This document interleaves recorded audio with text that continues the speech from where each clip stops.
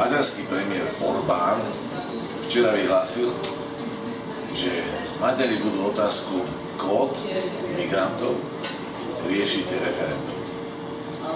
Chcem tomu povedať len toľko, že my sme vyhlasovali v auguste na námestí Slovenského národného povstania v Bratislave na mítingu, že my chceme riešiť otázku migrantov referendum. Vtedy o nás písali médiá, že sme extrémisti. Dneska médiá slovenské tlieskajú Orbánovi, aké úžasné riešenie on priniesol, že chce riešiť túto tému referendum.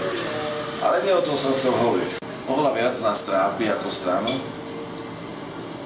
utečenci zo Slovenska. Zo Slovenska utieklo takmer 400 000 ľudí za prácou. To vidíme ako oveľa väčší problém, než migranti, ktorí prichádzajú sem. To sú všetko ľudia, ktorí by dneska ich chceli voliť, ale majú to veľmi komplikované v zahraničí, ktorí by tam vôbec nechceli žiť, dokonca utekajú matky dneska, pracujú v zahraničí a svoje deti vidia raz za týždeň. Staré mamy, ktoré tu nevedia nájsť prácu a chceli by vidieť svojich vnukov. A táto vláda za 10 rokov, čo je pri moci, rozbila tisícky rodín a absolútne nič nerieši. Dneska matka s 3 deťmi dostane na Slovensku 240 € mesačne a z toho má žiť. Z toho si má zaplatiť ubytovňu a uživiť tie 3 deti. Dneska rodinné prídavky sú 23 € pre matku.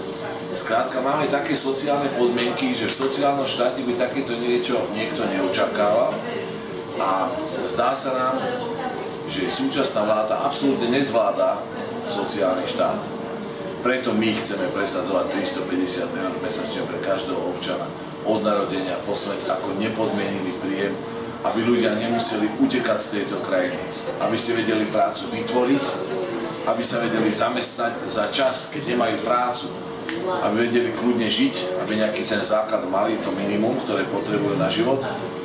A to je tá naša priorita, s ktorou chceme ísť nielen do týchto volieb, ale naďalej aj medzi ľudí, aby pochopili, že táto krajina sa musí zmeniť a že sú tu politické subjekty, ktoré majú na zreteli ochranu rodiny, ochranu matiek a ochranu detí, pretože žijeme v krajine, kde dieťa neznamená vôbec nič.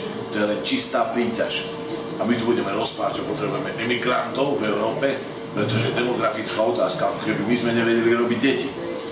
Ide o to, aké sú podmienky pre tie deti vytvorené. Takže toľko som vám chcel v tomto krátkom videu.